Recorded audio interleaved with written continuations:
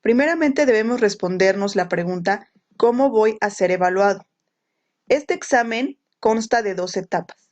En la etapa 1 se va a aplicar un examen de conocimientos y habilidades para la práctica docente, esto a través de un examen estandarizado de 120 reactivos y en el cual se va a evaluar el nivel de dominio sobre los propósitos y enfoques didácticos de los campos de formación que son propios del nivel. Esta información la podemos encontrar en el Plan de Estudios 2011. Asimismo, se van a evaluar las capacidades y habilidades para la intervención didáctica. Es decir, aquí vamos a ver la teoría de todo lo que contiene el Plan de Estudios 2011 y aquí cómo es que vamos a aplicarlo. En la etapa 2 se va a hacer un examen de habilidades intelectuales y responsabilidades ético-profesionales. Asimismo, pues es un examen estandarizado que también cuenta con 120 reactivos y evalúa las habilidades intelectuales del docente para la comunicación, el estudio, la reflexión y la mejora continua de su práctica docente. Asimismo, las actitudes necesarias para el mejoramiento de la calidad educativa, la gestión escolar y los vínculos con la comunidad. Este examen, digamos que se va a abordar desde un tipo de reactivos un poco más prácticos o en su caso a través justamente de ese método, ¿no? El método de casos. Relacionando los aspectos que mencionamos anteriormente con respecto a las etapas, debemos tener presente un documento muy importante que es el PPI, en el que se establecen el perfil, los parámetros e indicadores para docentes y técnicos docentes. Quiero mostrar el documento para que lo identifiquen y este documento está disponible en la página de Servicio Profesional Docente, en el que aborda algunos aspectos como los que vamos a mencionar a continuación, que son como tal pues el perfil, lo que ya mencionamos, los parámetros e indicadores propios por nivel, por modalidad y algunos indicadores complementarios y los indicadores, parámetros y perfiles para los técnicos docentes.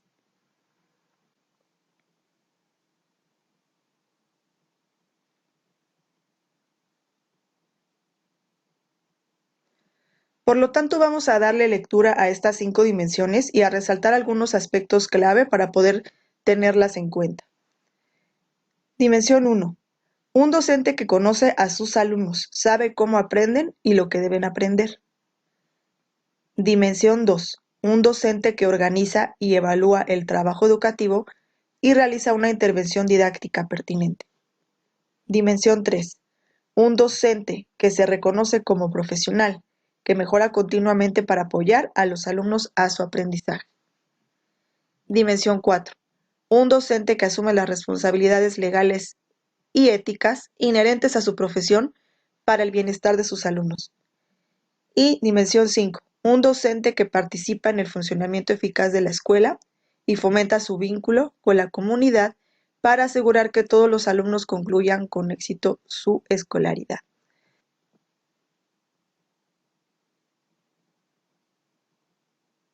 En la dimensión 1 vamos a tener en cuenta cómo aprende y lo que deben aprender los niños.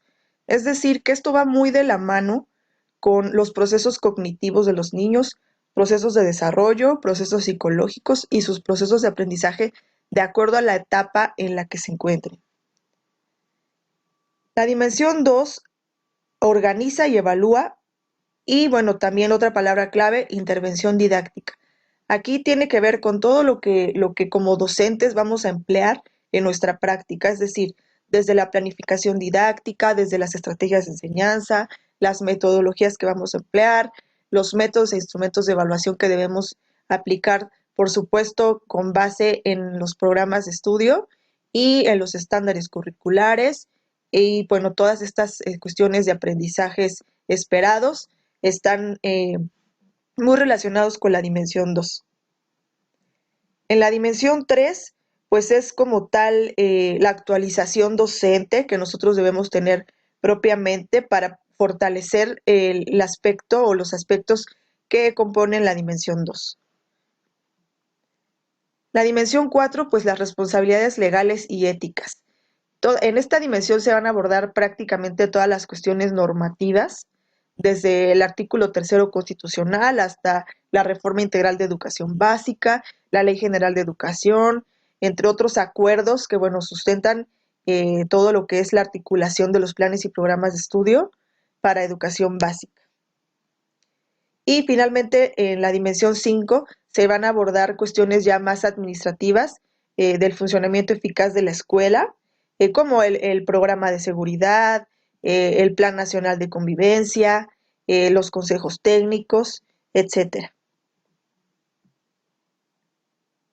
Asimismo, existe otro documento donde también a profundidad se abordan las etapas, los aspectos, métodos e instrumentos para el proceso de evaluación en el ingreso de la educación básica. Este documento se llama EAMI. También se los voy a mostrar para quien guste descargarlo de la página de Servicio Profesional Docente.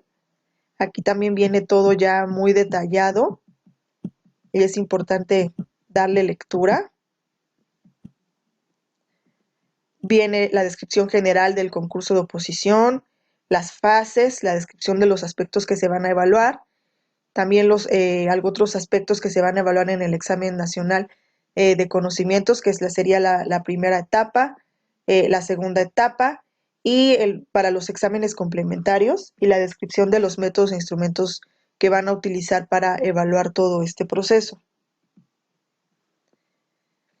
La etapa 1, pues sabemos que debemos estudiar lo que es la dimensión 1 y la dimensión 2. Y en el EAMI, aquí inserté una imagen, tenemos que estudiar por nivel, pues la dimensión del perfil, los parámetros y los indicadores. Y en la etapa 2 lo mismo, los parámetros y los indicadores de acuerdo a la dimensión del perfil. Todo esto viene en el documento que les acabo de mencionar.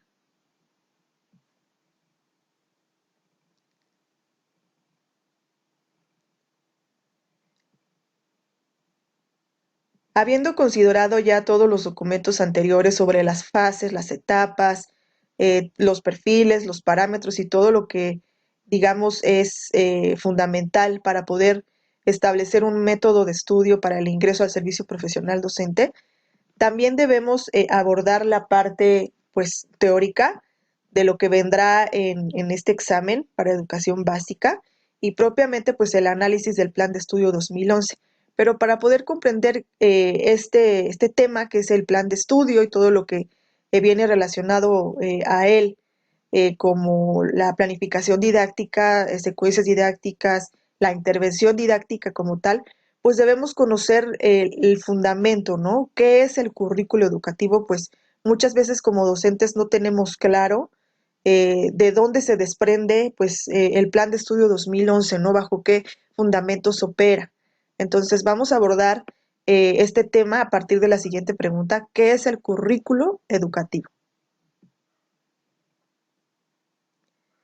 Y pues bueno, vamos a partir desde su etimología. Pues bueno, la palabra currículum se deriva del verbo curro y que quiere decir carrera. Puede aludir a una pista de carrera, de atletismo, de carros.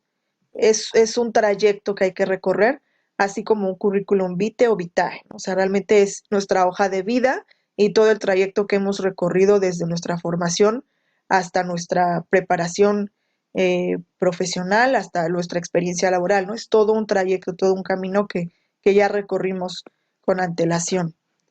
Según Aebli, pues bueno, la expresión currículo, hablando gráficamente, pues significa que los alumnos se dirigen a un objetivo en particular, es decir, que significa caminar, y bueno, los currículos son los caminos o trayectos del aprendizaje, es decir, que los estudiantes recorren de manera cronológica, en orden, de manera estructurada y secuenciada, un camino, desde que muchos niños inician desde educación inicial, propiamente desde las guarderías, hasta educación preescolar, después primaria, secundaria y así sucesivamente. O sea, es todo un trayecto, un trayecto educativo.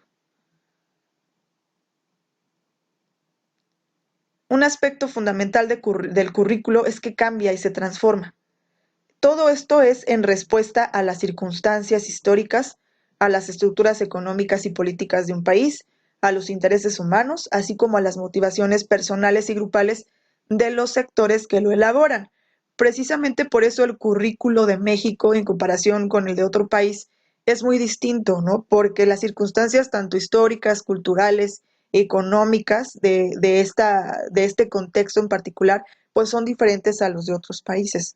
Por ello es que se desarrolla para un contexto específico y este siempre va a hacer referencia a las posturas políticas, ideológicas y, como ya lo dije anteriormente, culturales para ese contexto, pero también académicas, es decir, que las necesidades en conocimientos específicos o esenciales dirigidos para un país siempre van a ser particulares para su población. Ahora vamos a abordar la definición. ¿Qué es como tal el currículo?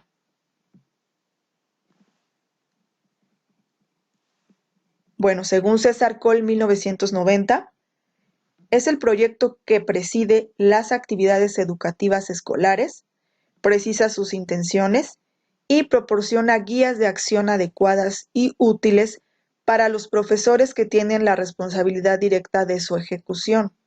Para ello, el currículum proporciona informaciones concretas sobre qué enseñar, cuándo enseñar, cómo enseñar y qué, cuándo y cómo evaluar. Entonces, todo esto son los referentes de nuestra propia práctica docente, ¿no? O sea, ¿qué es lo que tenemos que hacer para ejecutar esas guías de acción? Y pues como tal, nos va a dar un referente de cuándo enseñar y todas estas preguntas que se responden a continuación. A partir de las fuentes del currículo, que son aspectos clave para comprender las dimensiones del perfil docente de educación básica que vimos en un principio. Entonces, como sabemos que el currículo se transforma y se adapta a las necesidades de un contexto en particular, en este caso México, la primer fuente es la sociológica, que son como tal las demandas de la sociedad y de la niñez actual. Es decir, no podemos aplicar un currículo de hace 20 años o del el que quizás emplearon en el tiempo de nuestros papás o nuestros abuelitos, porque pues las demandas de la niñez actual son distintas. Los niños ahora tienen otro tipo de habilidades del siglo XXI, propiamente de la era digital, de la era del conocimiento, y pues todo eso se tiene que adaptar a las necesidades de la niñez actual. La segunda fuente es la epistemológica, es decir, cuáles son los conocimientos básicos, esenciales, que hoy en día un niño debe aprender. La dimensión psicológica, cómo y cuándo aprende el niño, a partir de su desarrollo y su aprendizaje, es decir, su desarrollo psicológico, su desarrollo físico, su desarrollo emocional, toda esa parte es importante tenerla en cuenta y cómo aprende a partir de procesos cognitivos, de procesos de aprendizaje, porque pues bueno, cada niño es distinto, ¿no? O sea, hay niños que son a lo mejor más en cuestión de habilidades de pensamiento o cuestiones de estilos de aprendizaje. Entonces, en esta parte es importante tomar en cuenta cómo y cuándo aprende el niño. Y finalmente, la fuente pedagógica.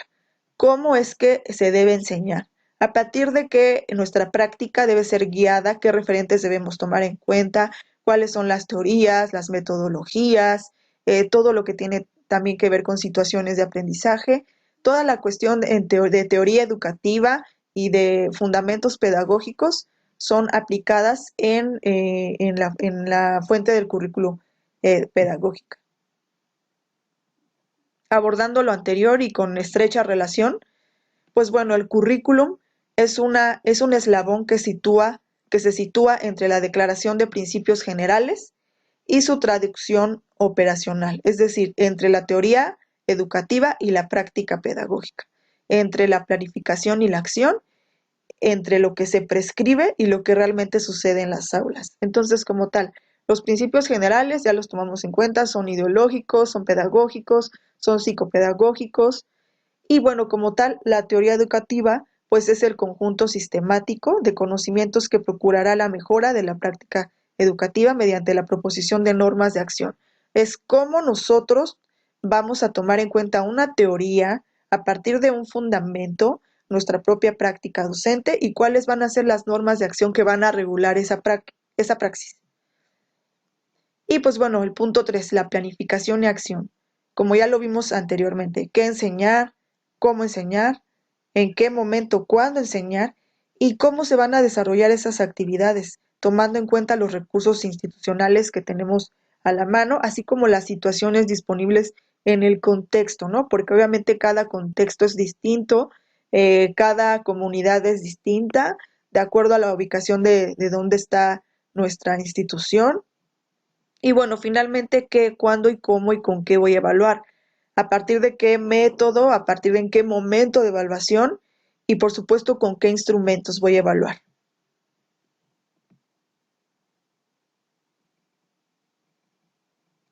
Resumiendo todo lo anterior, pues una definición más práctica de currículo, pues es el conjunto de criterios, el plan de estudio, los programas de estudio, los contenidos, las metodologías y bueno, los procesos que contribuyan a la formación integral, es decir, completa, y a la construcción de una identidad cultural, nacional, regional y local, incluyendo también los recursos humanos, académicos y físicos pues para poner en práctica las políticas y llevar a cabo el proyecto educativo institucional desarrollado para ese país en específico.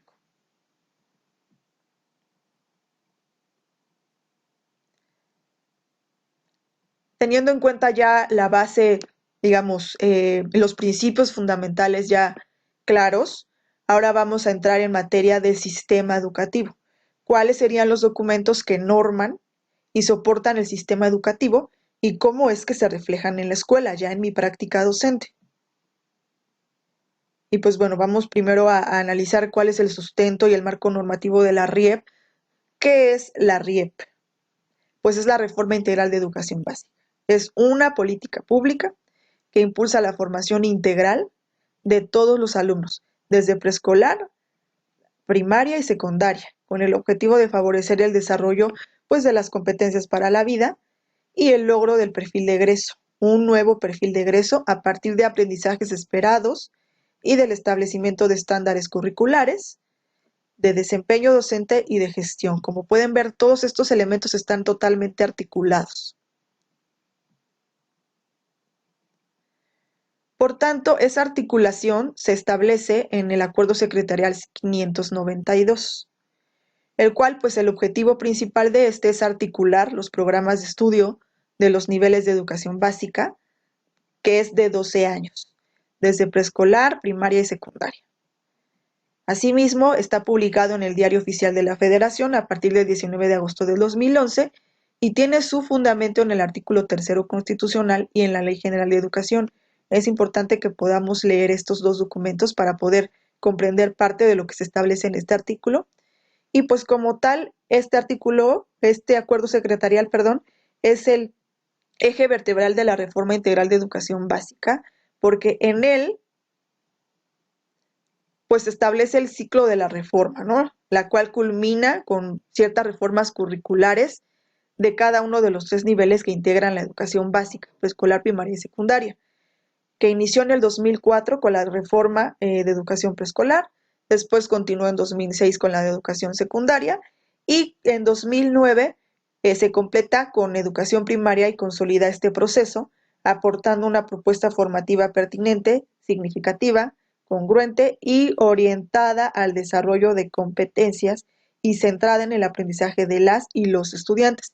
Es decir, que la reforma principal bueno, el objetivo principal de esta reforma tiene que ver básicamente en hacer un poquito de lado lo que es la educación tradicional, es decir, en donde todo el peso recae sobre el profesor y el estudiante era solamente un participante pasivo, ¿no? Entonces aquí ya lo que se quiere dar digamos, o lo que quiere cambiarse es que los estudiantes dejen de ser pasivos y pasen a ser activos en la construcción de su propio conocimiento. Esto pues tiene que ir siendo de manera gradual, ¿no? No podemos cambiar eh, pues la forma de enseñar del docente de un día para otro. Nos ha costado trabajo y hemos ido aprendiendo ese proceso conforme nos han ido capacitando.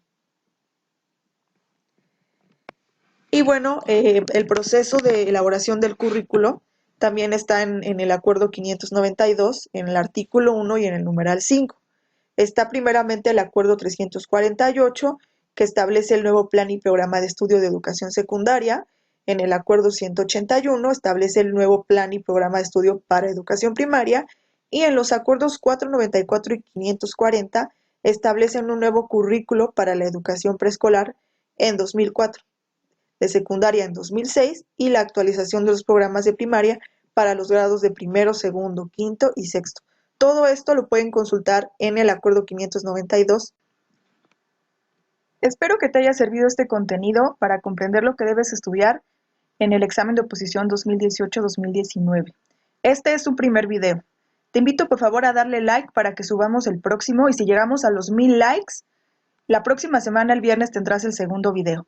Suscríbete y por favor, si tienes alguna duda, sugerencia, hazlo en la parte de los comentarios. Te agradezco mucho tu tiempo y mucha suerte para el examen de oposición.